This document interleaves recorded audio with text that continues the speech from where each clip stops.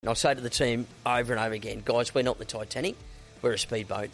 We be the Titanic, we're going to hit the iceberg, we're going to sink. We've got to have the ability to adapt, and I think anyone in business now will know that.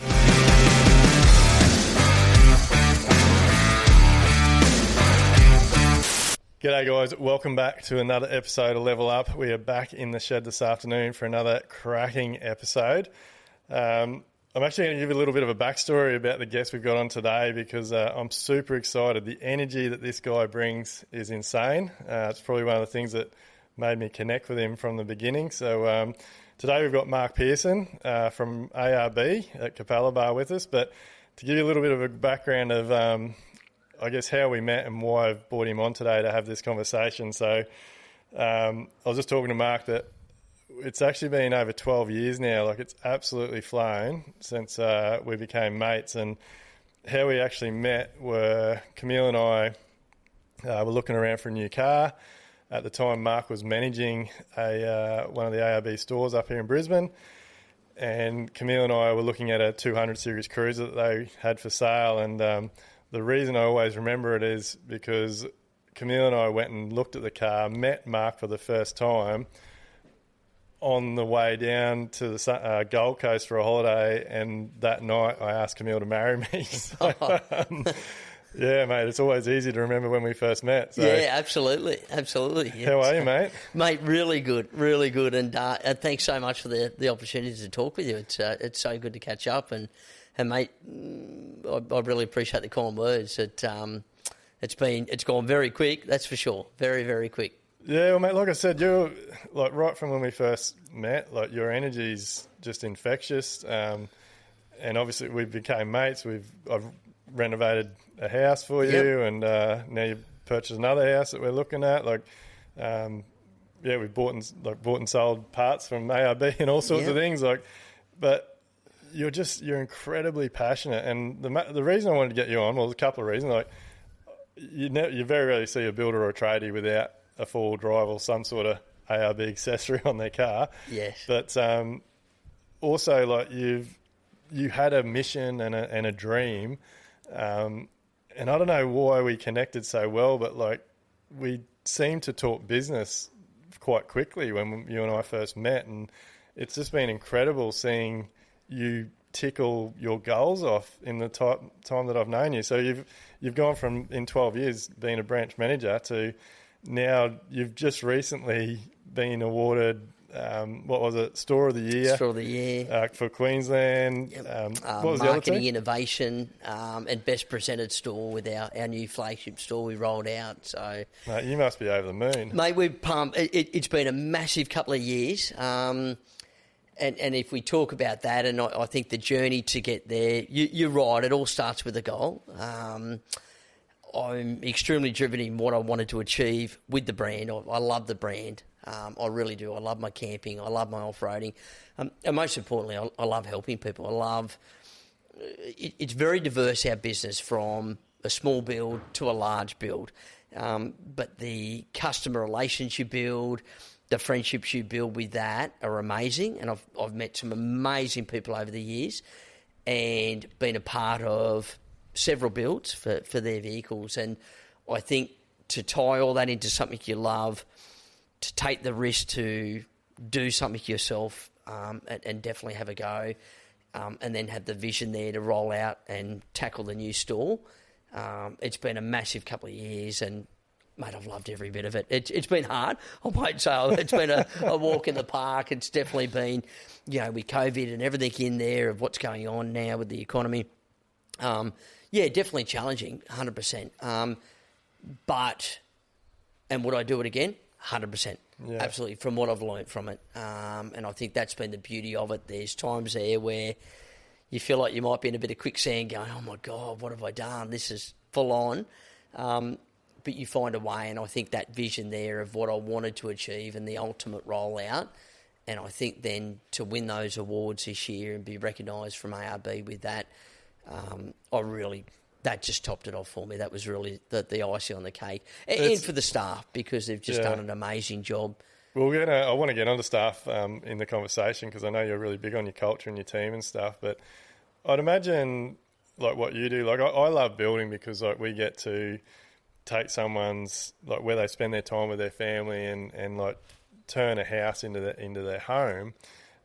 But you're doing that like these days with so many people touring and traveling Australia and those types of things. Like you're getting to build them a vehicle to do that. Like enjoy their holidays, enjoy their family time together. So like it must be pretty cool when someone comes into your store and they want to build a vehicle to tour with their partner, with their family, and you're able to help them do that. Oh, 100%. 100%. And just to sit there and obviously learn their story about what they want to do, where they want to go.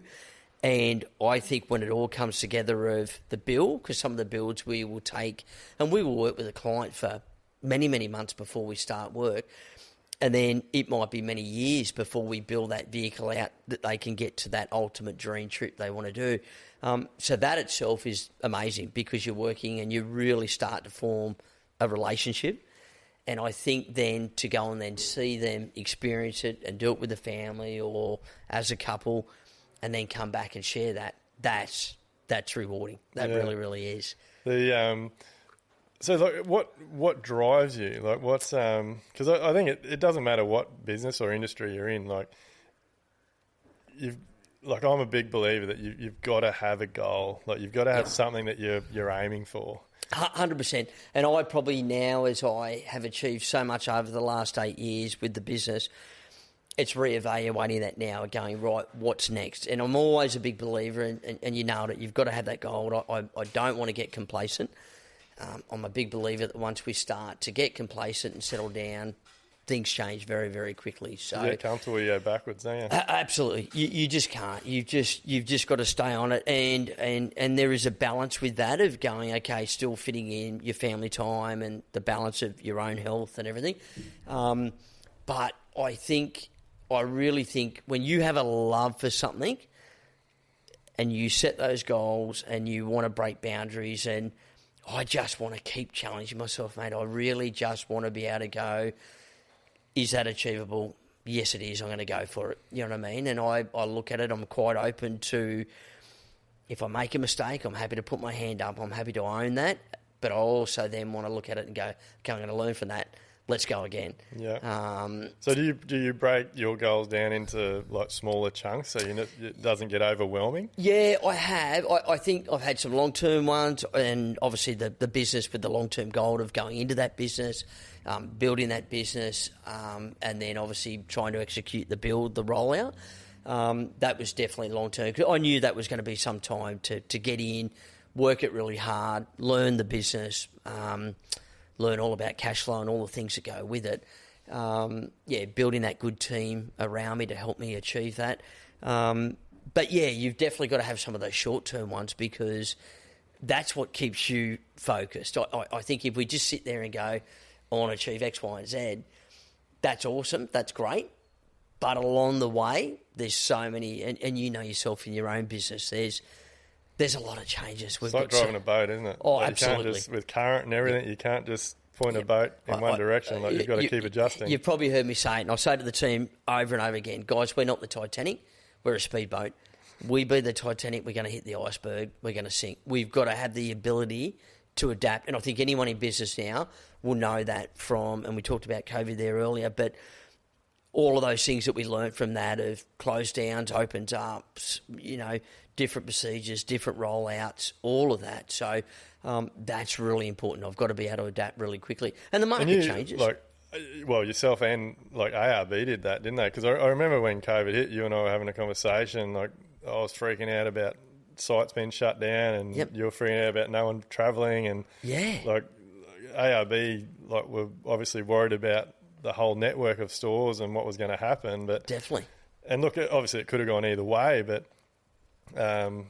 you guys have obviously managed to pivot, and now it's been a blessing because so many people now are staying within Australia, and absolutely. Why wouldn't you with this country we live in?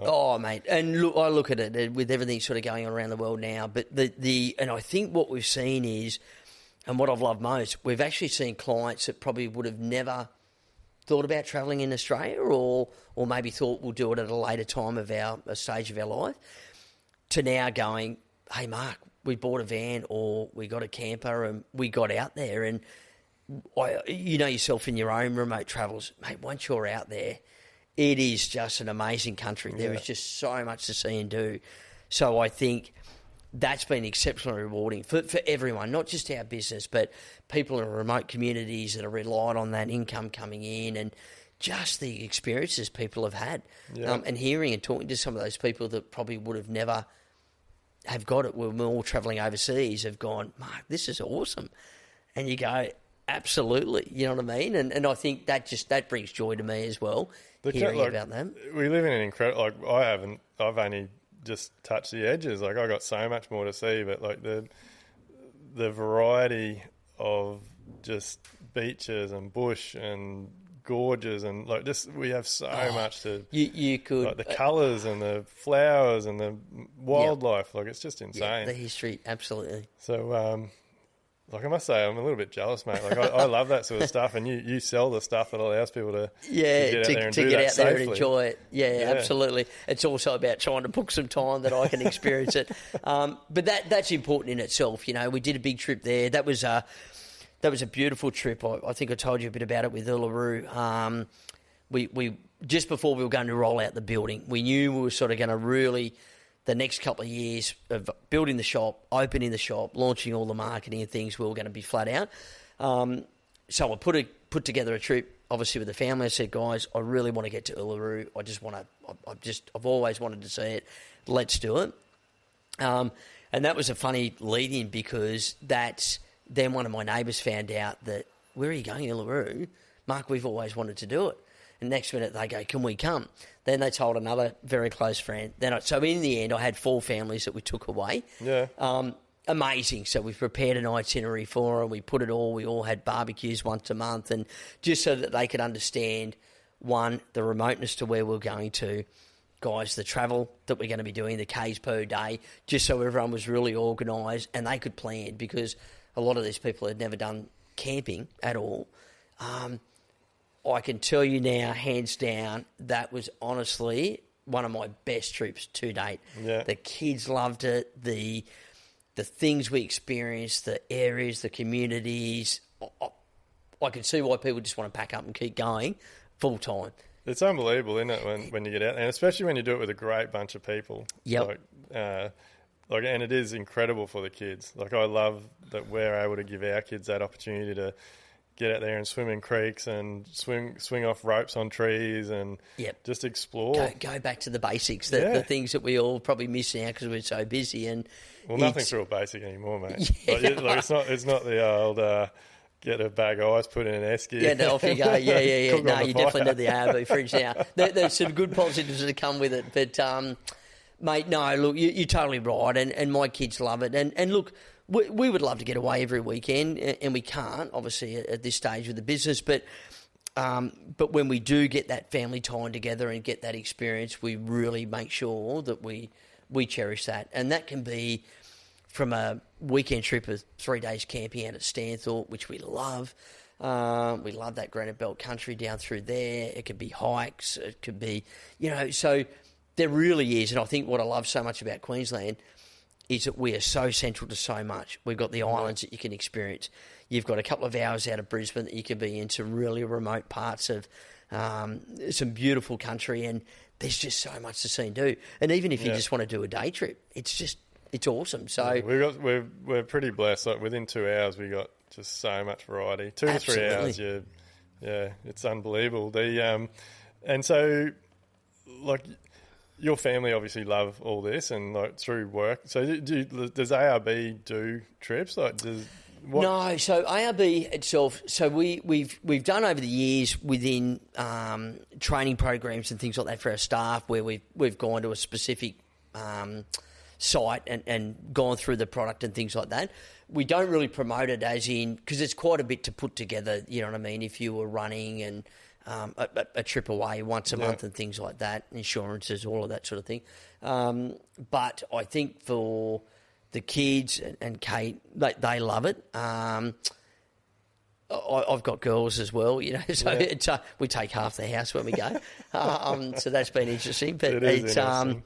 But, mate, I think, look, definitely we really concentrated with our staff for trying to do some weekends away. And I think whether that's even a talk product or even just get away and just switch off and have a break from it all, it's just amazing. And that's something that we try to work really hard to try and book in. Because you know yourself, you can keep working, you can keep pushing. You got to have things scheduled in. So, mate, with your...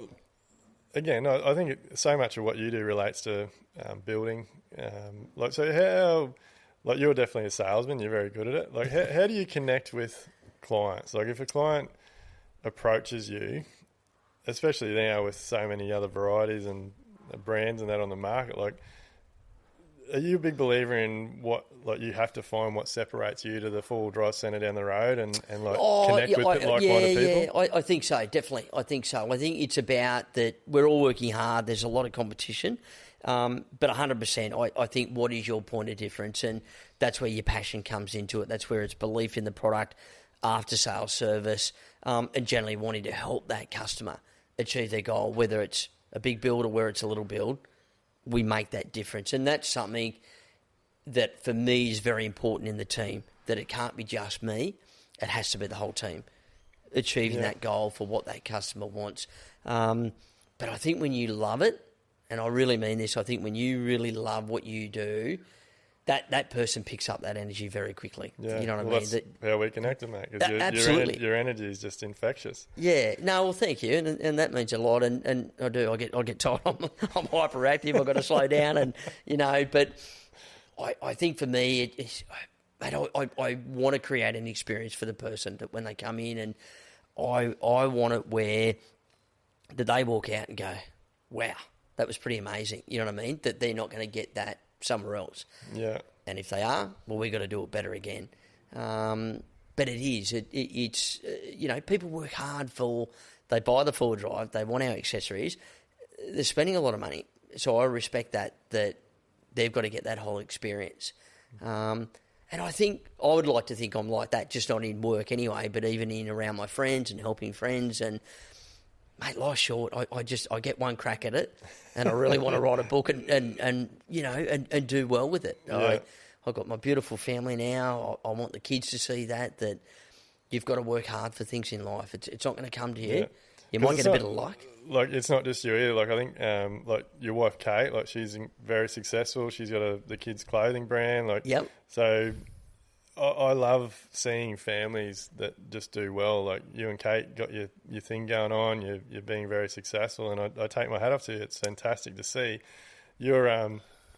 But like, none of us do it on our own, do we? So like, you're massive on team and culture, and 100%. And even just on that there, where you talk about Kate and her achievements, and you know yourself how important it is. You've got to communicate it. It's hard. Like, there's times there we're passing each other in the hallway, and I think we see the good things, and I think there's times there's stresses. There's no doubt. You're running a big business. You're running, 12, 13 staff.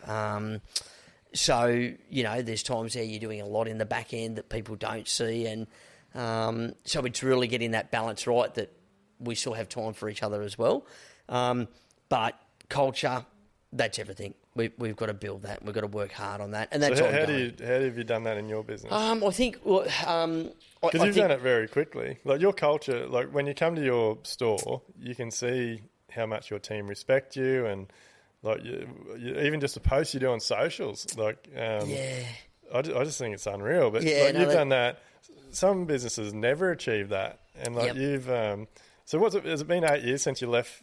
Yeah, it has been. Yeah, absolutely. Yeah, so 8 years now. Yeah, going to 9. Yeah, 9 next year. Yeah. So in 8 years, you've managed to, like, you've purchased a franchise, and then you've built that up, and then what is it? 2 years? How long since you built the new store? We'll be back after a quick break. If you're in the market for some top quality meat, then check out Farmer to Fridge and help local farmers in your area get a fair price on their produce while stocking your freezer with the best cuts you can buy. Farmer to Fridge is an online marketplace directly connecting local farmers with local consumers for all your favourite cuts of beef, lamb, chicken and pork. So Google the words halfacow.farm and jump on the website to order your meat now. 2 years that we're in that now, yeah. So, like, there's a lot going on there. So you've managed to do it really well, and you have got an incredible culture. So thank you. What's behind that? I think the big thing is I think treating people how you want to be treated. So we all know, we all want people to treat us with respect and love. And I think for me is they are really the backbone. They really are. They are the front of the business. We talked about the Speedboat. I'm trying to steer that, you know what I mean? They're the navies, they're look out, go here, turn there. So it's a credit to them. So with that, and that culture's got to be, well, how do I challenge them? How can I grow them to keep them motivated within the role? How do I reward that? Because it's not always just about, and I think in business people think we've got to reward financially. It's not always about that. It's little things of birthdays. It's little things of doing a round of coffees. I reckon I spend that much on coffees. But they love that. You know what I mean? We do cakes. I sort of bring cakes in regularly on the Fridays. And it's just got to be that I understand for them too that it is a demanding role, that you're servicing not just one client at a time. We might have 20 or 30 clients walk in during a day that we're quoting, and that scope of quoting will vary dramatically. So each one of those individuals is different. Yeah. So it's a big load for them. It's a big responsibility to them to go, well, guys, this is my expectation of the service we deliver, the expectation of getting back to them time efficiently, meeting their needs, adjusting their needs, and probably similar to you with quoting. That quote can change multiple times before you even get to... It's funny, again, it's very relatable. Like you've got a front end of the business and a back end of the business. Like you've got the admin side at the front where you're face to face with the clients and doing all the quoting and all those types of things. But then you've got the team out the back that's actually building the vehicles, putting on the accessories. Yeah, so. I call that the magic happening out the back, and that's a credit. And those guys, they are so gifted, and we've got a beautiful team that way, and that skill set, and they all bring something different. But that's the key thing, and that's what I say to the guys with communication. Guys, if we don't get this part right at the front of the house, we get it wrong at the back, and that's when it goes wrong. And we can't blame them because we've got to communicate it. So that's critical. But I think the culture's about, it's just communicating with them, and they're all different. They're all got their own challenges, and that's me understanding and staying connected with that. Connection's a big... Like, connection's huge, isn't it? It's everything. Everyone's very different, got their own personalities, their own opinions, their own beliefs, all those things. So, like, taking the time to connect individually with staff members is huge, isn't it? And I think you see in a lot of businesses where the business does really, really well, but people just don't know their staff real well. And I think that, to me, is really important because they're not just a number. But they are a person. They really, really are. And I think if we can, I understand what's going on with them, and if that means giving them a little bit of time off if they've got something going on, they need to be there for a school event or family or whatever, those little differences, that's the difference in culture, what makes it in our business. Because I'm very open on that. If they've got a problem, it's my job to find a solution and work with them on that. Yeah. And people go, Mark, you take on too much, doesn't that drive you insane? Well, no, because they're great people. Yeah. And I want to grow those people. And then people said to me in business, but Mark, aren't you worried that you're going to grow them so much that they'll move on? Okay, well, then I've achieved something. Hopefully I've played a part that I can grow them and challenge them, that they run their own business, or they might go and work for someone else and be very successful in that. And that's rewarding. Mate, I only changed my mindset on this I don't know, maybe the last 3 to 5 years or something, because it is hard. Like, you do think, like, you put all this time, money and energy into staff to get them to a level that hopefully gives you a bit of freedom. Absolutely. But then they move on, and then you start over again. Yep.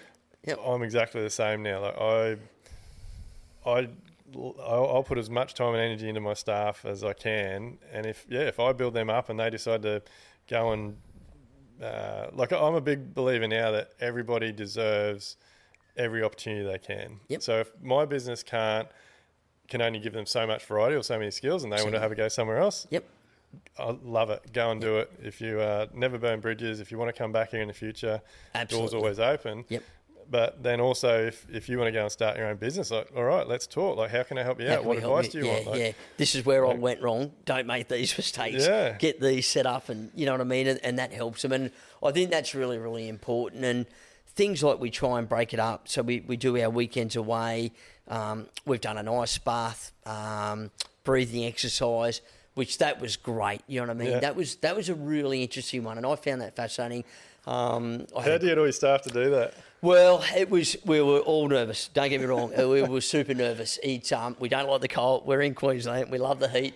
So I ended up doing it. I actually met another gentleman at one of the gyms, and I ended up doing it with him, and I went, wow, this is pretty powerful. It's unreal, mate. Yeah. I learn a lot from it, and each time I do it, I still get nervous on it, and prepare yourself for it. And I said to him, Mel's, I'd love to book you. I'd love to get you in. I'd love to do this for the guys. I really think they can get something out of it.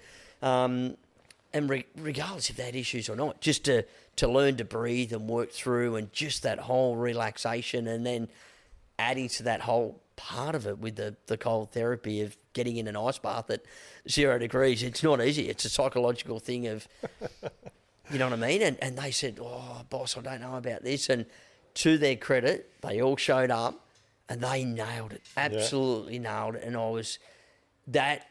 that was rewarding to see that and go, guys, well done, you know what I mean? So it's just trying to find things that we can break it up, because I do want them to stay. I want them to be a part of the family. And if we can all learn a little bit from just those little exercises, it just makes us a better person. And I think it's like anything. It's just opening yourself up to new things, isn't it? Getting out of the comfort zone. Yeah, definitely getting out of your comfort zone. But it is...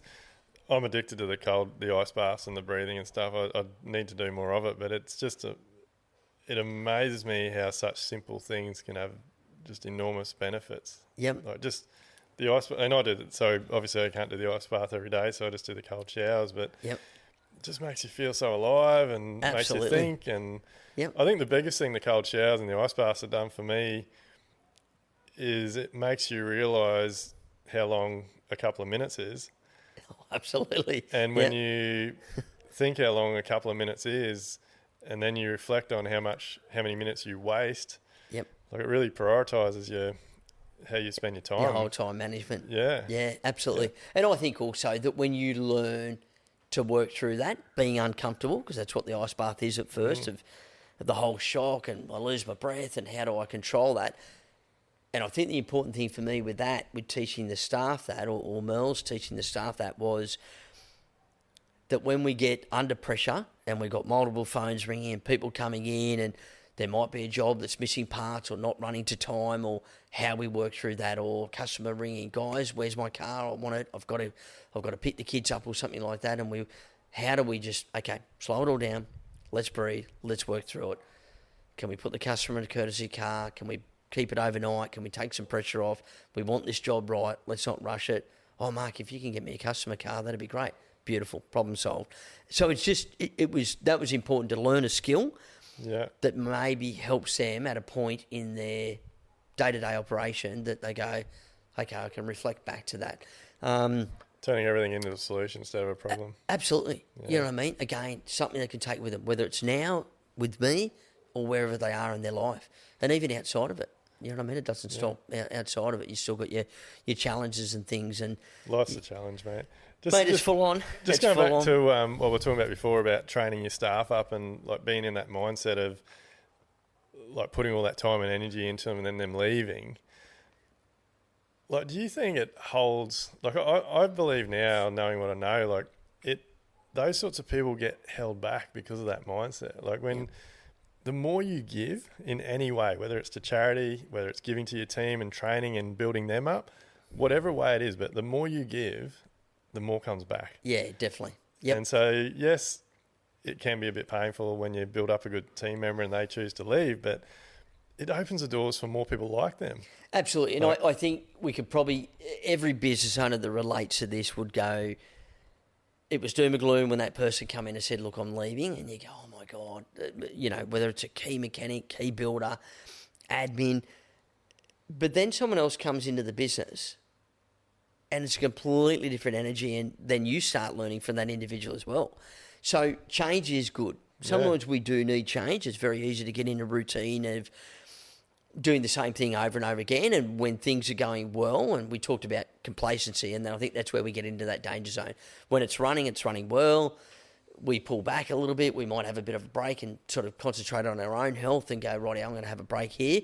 But I think there's nothing wrong with if they want to move on and have a new lease of life and challenge themselves, but that next person coming in also brings a different energy that lifts and grows and can have a different input, a new set of eyes and look in the business. Hey, Dwayne, why do you do it this way? Yeah. MP, why are you doing it this way? And well, what are you thinking? You go, 9 times out of 10, it could be a completely different situation, and like something that you might have been overlooking all of a sudden is highlighted. Like that, you just got to be open to everything, don't you? Absolutely. Yep. Like, I think the next big thing for me working on that within that business, and I've said it to the staff as well, actually taking some time to come out and look at the business from the back end, the helicopter view. So it's great being in it and the front line and working with the teams and rubbing shoulders, but it's also being able to look at it from the back end and going, okay, we are lacking a bit there, or guys, we need to change that around a bit and freshen that up and make that look good. And that's a really important, I think it's a talent. It's a really important talent to have, to stand back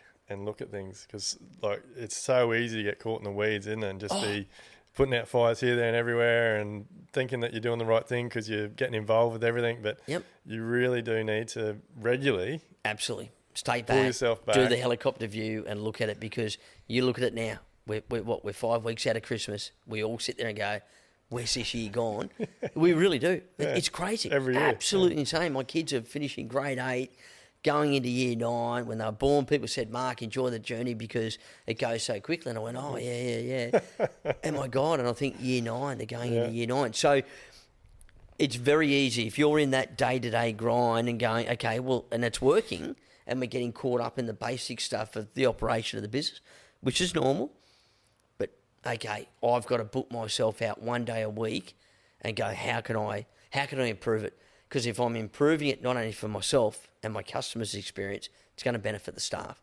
And that's where it comes into working on a little bit of going with that culture. Okay, we need to do this.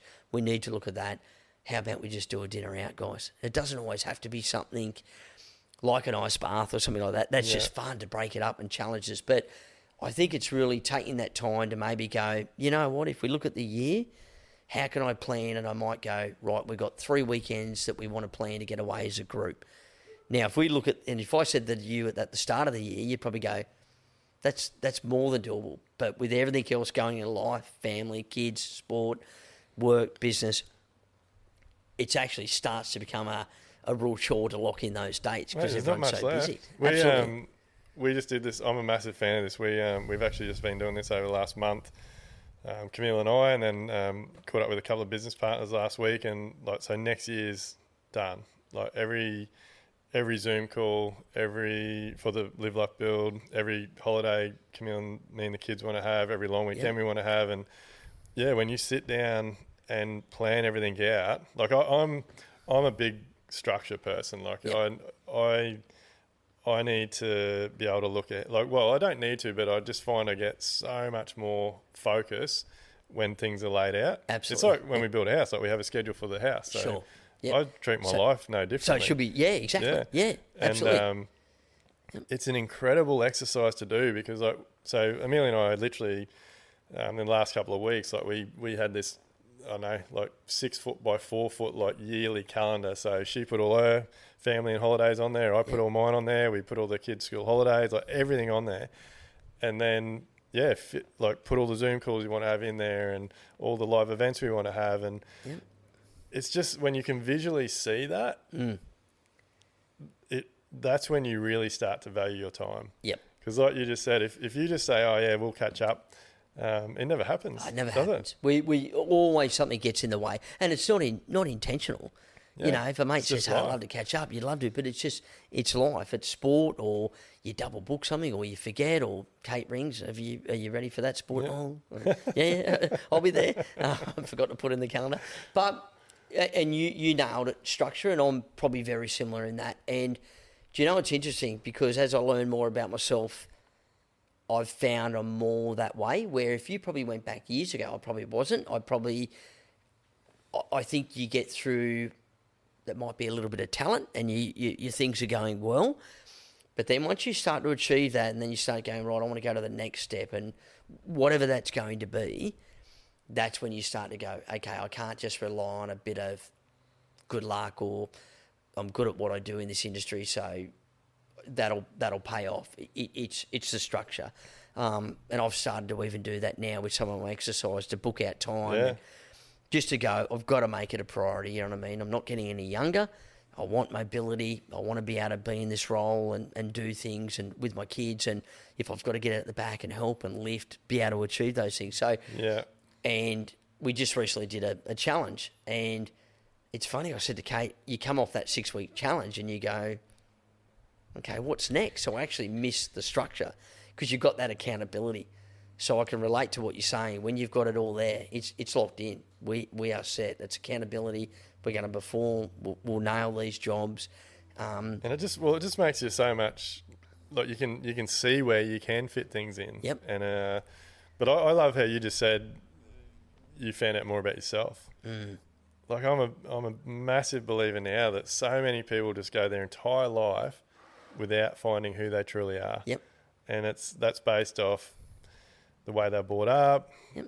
family beliefs, Yep. religion, whatever it may be. Like no one actually takes the time to figure out who they really are. Yeah, absolutely. And I think, as I said earlier there, with the talent, and there's some people that are very good at what they do, and they might be in a very successful business. But I think it's those times where, you know, whether a business struggles or whether they want to grow again, or it's opening multiple businesses, or it might be working on themselves in their marriage, but, you know, challenging that of going, okay, well, who am I and what can I improve in? And I think for me, when you talk about culture earlier there, I think if you're going to lead people, I think that's a question we've got to ask. And I'm not saying I'm perfect at it. I'm very far from it. I think I'm learning. I know that there'll be times in a meeting where I might be delivering something and I'm a bit stressed because something isn't going right, and I think my delivery's not right, and I've got to pull myself up and go, sorry guys, I've got a bit on. Okay, this is what I want to achieve. This is where we've got to be to get this goal, to make that work. And I actually walk away thinking, okay, well, at least that I can acknowledge where I've gone wrong and how I can improve on that I'm not repeating that mistake again, you know what I mean? Have you done any homework or reading on like personas and stuff? Like, do you know, like I'm an indigo. Like, yeah, right, okay. Like that was huge for me, like not just figuring out who I am and the type of persona that I am, but also learning what other people are so that I can interact with them in a way that we connect. Yep. If you haven't done any of it, mate, I highly recommend it. Okay. There's a good, what's the name of that book, Shay?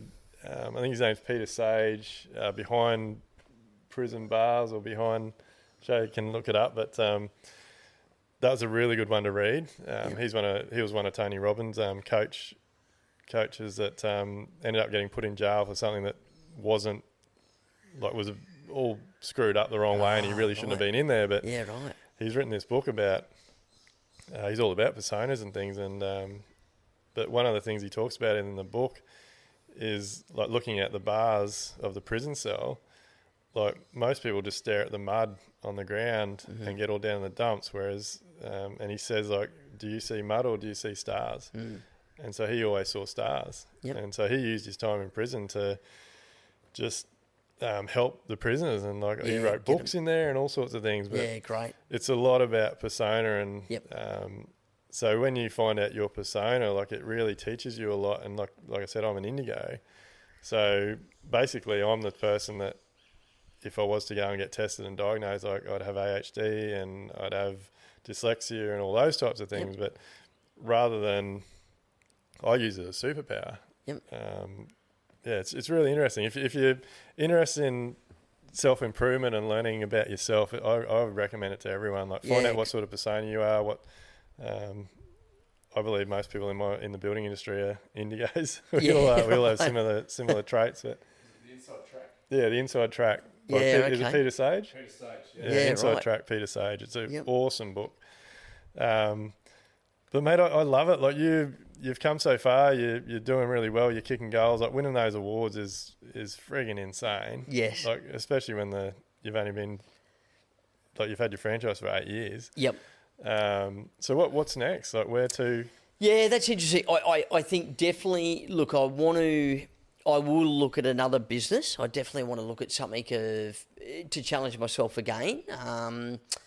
And I think, I don't know what that is yet. I've been throwing a few things through my head of, what else is my passion and what else I love, and how I can bring that in and share that energy with other people.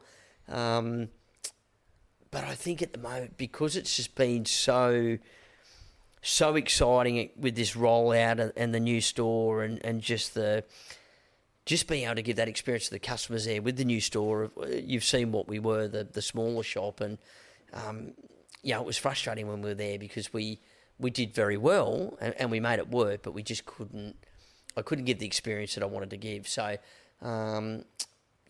whether that's another store, I don't know. Maybe watch this space. But yeah, I'm definitely running and role-playing a few things of going, and I think, as I said, the last 2 years have been so full on. It's sort of been, right, let's get this going well, and then let's do the helicopter view and then look and go sort of, what can we do? So yeah, I definitely want that goal to keep challenging myself, because I think it's very easy to get comfortable, and I think I know myself, I work better when I'm under that huge pressure. Sometimes I think to myself, what have I got myself into? Why have I done this? And I always tend to put that huge amount of pressure on myself. And even my wife says sometimes, Mark, just breathe.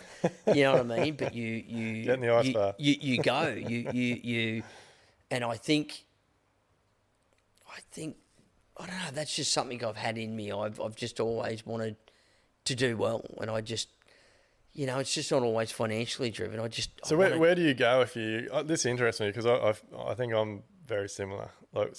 So I know where I go. So if you don't have that stress and the pressure to keep moving forward, yep. What happens? I'll probably get a bit grumpy. I'll probably anxiety, like you lose focus. I'd probably start to lose a little bit of focus. I get a little bit comfortable, and I then, if it doesn't run the way I want, then I get a little bit annoyed. So then I go, no, okay, I've got to challenge it. And I think what I've learned is when it's high octane and you're ready to go, you bring people with that, and people work best under that. Like, this is exciting. Sometimes it's too much for some people. They go, my God, this guy's off the radar. We just got to pull this back. And I deeply respect that. There is some there that just want to do that. Totally get that. That's not a problem. But I think definitely for me, I need that challenge to keep going. I don't know if it's rewarding myself of, okay, I can do it. Biting off a cherry that I think, the average person isn't going to give that a go. I'm going to give this a go. And just trying to go for it and making it work and learning that along the way. I think, I didn't do that right. That didn't go right. Gee, I'm losing money there. This is a worry. But then, so you're just searching for going, okay, well, how can I improve it? How can I do it better? Yeah, I think I'm the same. Like, I need that challenge or that goal to, like I said, it's like a target. Like, I've got to have something to aim for. Otherwise, you just drift along, basically, don't you? Like, absolutely. And you nailed it earlier when you said you've done the calendar for a year. So people look at you and go, Dwayne, you guys, I just can't believe what you achieve in a year. Well, you can, because it's right there. It's got that structure. You're writing it out and you're planning it and you're working towards it. So it's all there, and you're either letting yourself down, your clients down, or your staff down if you're not ticking those boxes. So I think that's really important to be able to go, okay, well, the business is good, but how do we better it? And there's always room for improvement. I don't ever want to get complacent where we just go along and we rely on a good brand and a good and a bit of growth in an industry. It needs to be more than that, because it can change very quickly. But we've always got new people coming into our business as well, and I want them to experience that, to go, wow. And it is that drive of going, can I do it better than everyone? And I want to really work hard to make sure I'm doing it better than everyone. And I'm not scared to say that. I love the competition. And if those guys are doing it really well in KMP, you've got to step up, get your game together. And that's when I start to go. And I'll probably, that's probably what fuels me, and you can probably start to see me get a bit irate now. I'm getting, because I do. I start to get motivated. Then I do. I really. If someone says that can't be done, that there fuels me. If you say that's it can't be done, MP, that's not achievable, or if someone tells me, Mark, you just got to calm down and just you go with it. Well, why? Yeah. Why can't I just keep trying to do it a little bit better? I did a post yesterday. It was just a still image, but it said, had a caption on it just saying, like, don't let failure, I think it was don't let failure hold you back. Like, so many people are afraid of failure and it ruins their dreams. Like, they never have a true crack at things because they're worried of what could possibly happen. And this was a huge turning point for me as well, when reality is everybody fails. Like, even the most successful people in the world, like, everybody fails. And I think a good thing to point out is the most successful people in the world actually fail the most. It's just they take every failure and turn it into a fuel. Okay, where did I go wrong? I won't make that mistake again. Let's go again. And they're prepared to try again. And you nailed it. That's totally true. And I think, and I get it. I understand there's financial risk and everything when you lose everything. But if you've got your family, you've got your health, you've got each other, okay, no one wants to lose their home or lose a business from failure. Definitely not. But for whatever happens, if that happens, you've then got to be able to go, okay, well, I've got that. Have your time to grieve and what goes wrong, and then go, right, I've got to now regroup. I've got to go again. And I think for me, and you'll probably relate to it, you've got a family, you've got staff. So my job is to not to get to that point. I've got to look after them. They've got families to feed, and I take that really seriously. That's important to me because, they're renting, they've got to have that. So that responsibility, that wage bill each week, it's got to be met. And that's with any business. So, so it's that, like, it's taking risks, but it's also like calculating that risk so you don't have a big enough fail that you let everybody down. But like, everybody has to fail a little bit to just keep that growth. Absolutely. And I think, look, if I get at the end of it and when we talked about if I do what I do next, and I'd love to do a bit of mentoring and help people. So I think it's important now. I learned so much in that business that I can share those experiences of what went right, what didn't go right. I think the kids see that as well. They see the times there when it's going good. They see the times there where it's stressed or if something isn't working well. And they're understanding and seeing that, okay, well, mum and dad are gone into business. And do you talk to your kids about business? Pardon? Do you talk to your kids about business? Oh, absolutely. Yeah. They love it. It's they love hearing about it. It'll be interesting as they grow which way they go. Because, and again, it's not for everyone, but I think the moment you want to really do it because you love it and want it to grow, that success will come. Obviously people go, Mark, I want to make money along the way, but that can't be the big motivator because it's such a rocky road, as you know, getting there. But I think it's that real drive within of going, I can take something from that and build it into that whole experience, that shop, that place that I want staff to pull up and go, this is beautiful. I'd love to work here. How do I get involved? Come this way. Let's talk. Do you know what I mean? So that's really important. So that's the biggest drive for me. And I want the kids to see that like, don't be scared. And I say that to them all the time. It's the same with their schooling. Try your hardest. All I want you to do is try your hardest. I don't expect you to be A-grade students. It is what it is. Yeah, but you be kind, you be honest, you be loyal, and my big thing with them is they've got to be prepared to work harder than the next person. Yeah. That's something you always hear me say. Yeah, we tell the girls the same thing. It's funny, like our girls are 10 and 13 now, and you're like just always ask questions. Like, always is curious about why mum and dad are doing this, or like that. It's funny, the two favourite shows on TV at the moment are Undercover Boss and Shark Tank. I just love Shark Tank. But I feel like I have a responsibility to, like, we don't push anything on them. Like, it's up to them. They ask questions, we answer them. But because we have to tell them about business because school doesn't.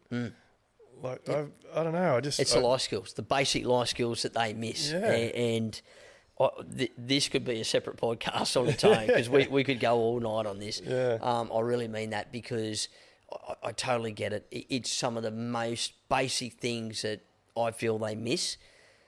And not saying the education system, there's areas that need adjusting. But I think definitely that what they see there, or mum and dad trying to structure and plan and cash flow and all of that, that's there for them to experience that and see that and understand. And, you know, once they go out and they start working and go, right, there's my pay, and then, okay, well, it's hard. I've got to pay rent. I'm paying a car, and, well, there's not much left. And, okay, so I see why mum and dad work so hard, or, you know. Oh, mate, we're huge on it because I know how it's affected me. Like, I grew up and we had cash. Yep. And so you always, in your mind, you always sort of knew what was in your wallet and, no, I can't get that because I'm going to be short for that. Whereas these days it's just tap, tap, tap, tap. Yep. So, it's funny you say that because I look at Miller and I remember when she first started seeing and we'd pay for something via FPOS or credit card, and she goes, Dad, can I get a card so I can just go shopping and tap? And I said, oh, it doesn't work like that. We've got to have money in there, but that's how we pay. And this is where I think one of the big things now I see with this generation where they're probably losing that part, because you got your pay packet, so did I, and you knew, okay, that's the bills and that's got to last us till next week. Whereas at the moment now, there's sort of no value on that. It's just tap and go and go and go and go. So, or after paying all these sort of things, which are benefit to companies, don't get me wrong. But I think sometimes we miss that basic of where they don't understand those the value kids, of it. Correct. They're thinking it's just coming in, and so we're starting to say to them now, so they're starting to do some work with me on the weekends, and I go, I'll pay you, and, can we get that? You can't. That's what we got to do. That's your wage, and, you know, okay, I'm going to take some tax out of that. It's got to come out, and oh, really? You got to pay tax? So it's great. I love seeing them learn that. But that's important, and I'd love to see that with more kids getting taught that. Hey, people will probably a lot of people take this the wrong way. So our kids have got the general chores that they do. Our kids don't get pocket money. Like there's empty the dishwasher, clean their rooms. Like there's maybe a dozen things that Camille and I feel that's just their job. Yep. But then we have a list of things and we put dollar values beside them. So. And they help with all sorts of things, washing the cars, mowing the lawns. They got a horse now, so there's some chores they have to do for that. Yep. But I don't know, maybe in the last 6-12 months, we make, like, they have to write their jobs down, so they don't get paid unless they basically give us an invoice. Yeah, okay, yeah. So in their diaries or whatever, every week they have to write down the jobs they've completed. They bring it to Camille or I, and we tick it off. Tick it off, yeah. And then, so they write their jobs down, they put the dollar value beside it, and Camille pays them. And there's been a few times where they haven't given us their list, and then they've got the shits because there's like... Yeah, short paid. What are we getting Dad, paid? hang on, where is it? And we're like, well, no, you know the rules. Like, if you want to get paid, you got to submit your list of jobs. Like, and look, I don't know if we're hard or not, but I believe I'm teaching them real life skills. Their values, their real life. And look, I'm all for advancement and technology is growing and all of that. There's huge benefits we've all got from it. But I still think sometimes we can't miss those basics. And if we get that right, and I still think that relates to everything, how you are as a person, how you are to your family, you're in your business, and how you all those little basics of what you're teaching now, that will go with them, that when they work for someone else or whether they go into their own business, they remember that. And you share that, you know what I mean? And I've got some young ones in our business now, and it's great. They bring a different dynamic and energy, and they're all over the social media side of it, and they know it. I'm okay, rightio. How do we log on to that? So I'm learning all that myself and getting better at it. So it's you never stop learning. You never stop learning, and I think if we can share, and you know yourself now, you probably look back at where you were and the mistakes, and you know you share that with your kids now. You just want the best for them. Yeah. And just hope that that's going to then go on to... I'm just trying to give them little skills that I've seen, like, I know I struggle with so many things in business, and look, I'm addicted to it now. I think you'll never know anything. Like, every day you're learning something. Yep. But, like, I know the amount of people we've employed over the years, and, like, pay run. Like, people don't think much of pay run, but, like, use my business as an example. Like, our accounts manager works 2 days a week. We pay every fortnight. So, and that's on a Thursday. So our pay fortnight finishes on a Monday. They have to have their timesheets in by 5 o'clock on the Tuesday. Yep. And that is because our process is that when Sharon comes in on a Thursday, that is the first task that she does on the Thursday. Yeah, right. So no one thinks about what's happening behind the scenes, but the amount of people that got pissed off over the years because they haven't been paid. And so they'll get a phone call or a shitty email. Well, Sharon and I will get a phone call or a shitty email. We don't anymore, but we used to, saying, "Oh, I haven't been paid." Well, you know the rules. Yep. Like, you had to have it in by 5 o'clock on Friday, and you didn't. And Sharon's done the pay run, but she's in the office now. Like, can't she just pay it? And look, we've always paid it. Yeah, definitely. But you're trying to create a structure that you're trying to create organised. structure. Yeah. Like, yep. And for me, look, we're pretty lucky now that we've set expectations, and the people that we attract to our business are in line with our values. But it just, to me, when I look back now and I think of those situations, that is just a true reflection of what is happening in the rest of that person's life. If they can't even, like, for a start, they want the money because they've got to pay bills or whatever, because most people live week to week. But in their mind, they don't even have enough structure, or I don't know if it's belief in themselves or whatever, to think, all right, it's Monday afternoon. Tonight I need to take 10, 15 minutes away from my social media, away from TV, fill out my timesheet and submit my pay. Yep. Like, it's not hard. So instead of taking ownership of it, they put the blame on the person that hasn't paid them. But the person that hasn't paid them because there's a system and a process. And you didn't have in time, so that when the payroll's done, you didn't get paid. Like, so, yeah, that's what we think about by getting the girls to put their little so that once they are employed and they ask, and no problems at all, I've done this before. It's like, easy, it's just sort of simple life skills that, I don't know, flow on to other things. Absolutely, yeah. And like you said, you just, it goes back to being comfortable. You get complacent and, it'll sort out, I'll do it tomorrow or whatever, and tomorrow goes or something pops up. So, but I think that's what makes the world too. That's why you're where you're at now and what you achieved, that you've really worked hard over those years to go, I want to grow a very successful business. You're attracting, look at the calibre of the guys you're getting now, which is awesome, because if you speak to a lot of people in a lot of industry, it's hard to get good skilled labour. Oh, mate, don't get me wrong, it's definitely hard. But. Yeah. But you're doing everything you can to better that and better those people. And that's a quality. So, again, it's mate, as much as I'm sitting here talking about, what we've achieved, it's a credit to you as well. You've done so much, and cheers, mate. Yeah, for the industry as well. So, which is really good. Mate, I appreciate that, definitely. But again, back to, like, we clicked pretty quickly, and, like, I think it was only, was it 12 months, 18 months after we met, and I was at your house doing. Absolutely. It might not even be that long, but Like, I think it might have been around that time. I just think, well, it's trust, isn't it? You hit it off, and you just get a feeling with someone you meet and go, this person's really genuine. And then obviously I met Carl as well, and then Carl went, mate, he's doing some building work. This guy's great, and and so it all sort of went to, and I went, okay, let's engage him, and it was just.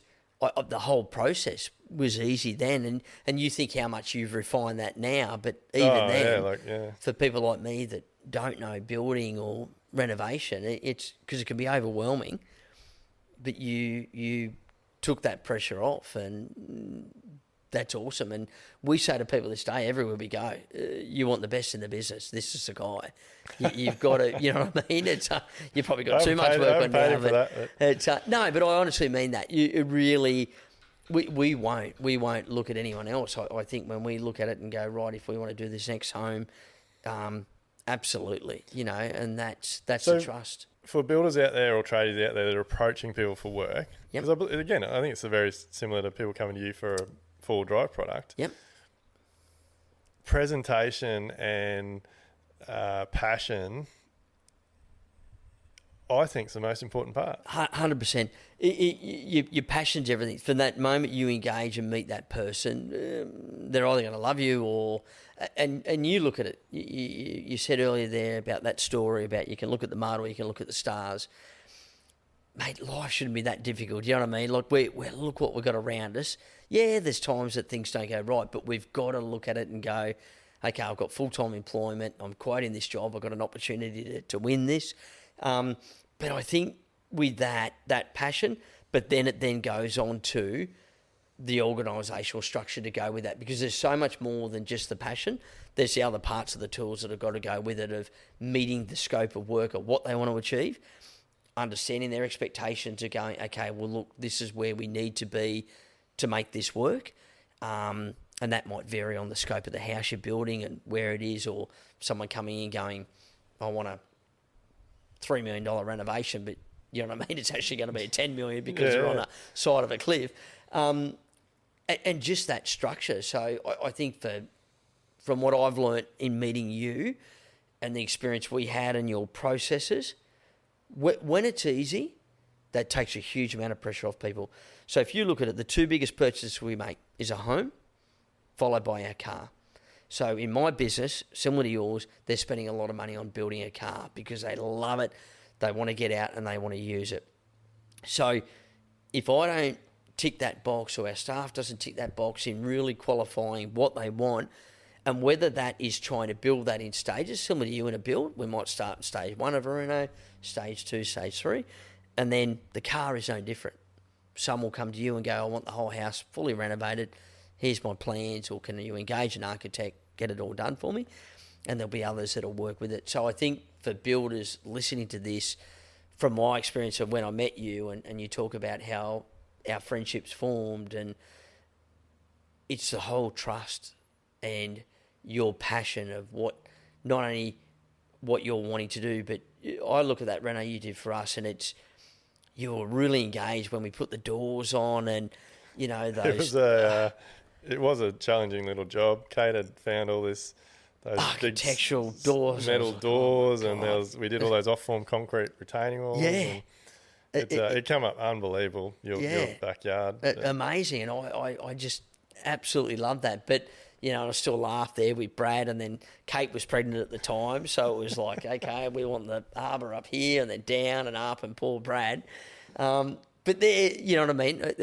That for us is a beautiful memory, and we're so grateful to have you do that. That has just been awesome for us. So mate, you've definitely kicked some goals since then.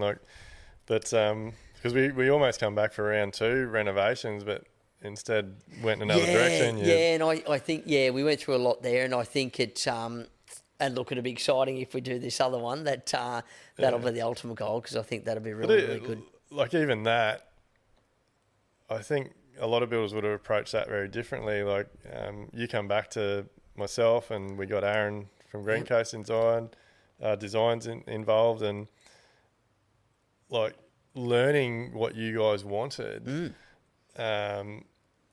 We were able to sort of guide you and help you, and look, we did ourselves out of that job because you ended up going ahead with a full renovation, but like that's led to you've purchased a new house, and there's possibly going to be other work there. But I think I'm sure it's no different in your industry. Like, I think a lot of people are scared to speak the truth because they are worried about they're going to lose some something. work. Like, whereas again, just like we talked about with the training your staff up and like being good to them opens the doors for other things.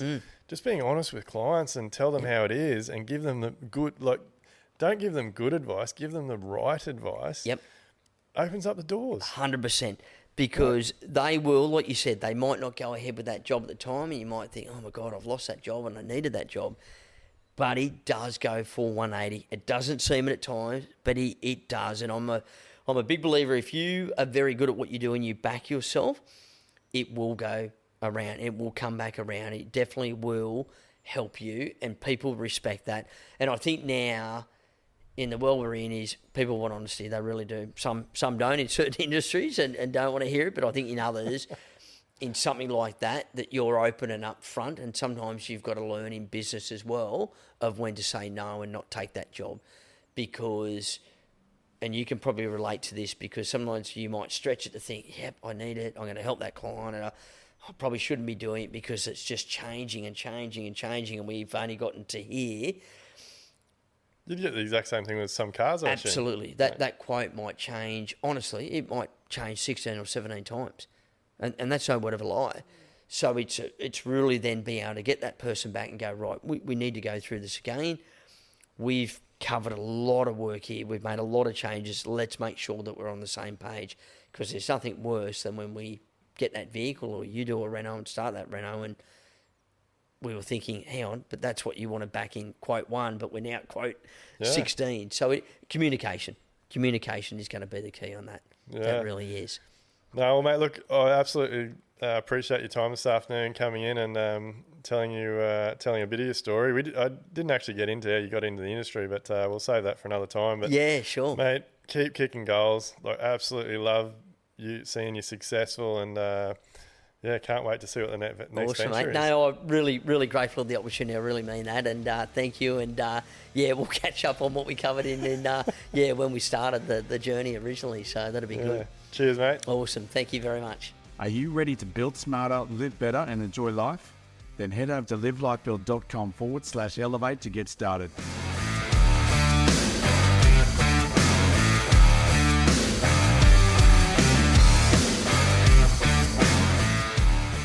Everything discussed during the Level Up podcast with me, Dwayne Pearce, is based solely on my own personal experiences and those experiences of my guests. The information, opinions, and recommendations presented in this podcast are for general information only, and any reliance on the information provided in this podcast is done at your own risk. We recommend that you obtain your own professional advice in respect to the topics discussed during this podcast.